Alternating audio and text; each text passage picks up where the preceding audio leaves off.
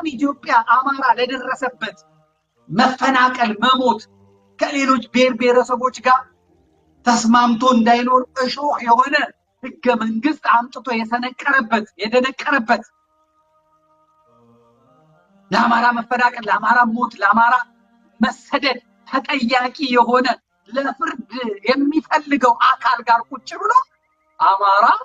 ሰላም ይውረድ ሰላም ይምጣ የሚልበት ምንም ምክንያት የለም። ምንም ዋናው አርክቴክት ይሄ ስብሐት ነጋ ባለበት እና ሉላ ሰለሞን ባሉበት እነ ጃዋር መሐመድ በእኛ አካባቢ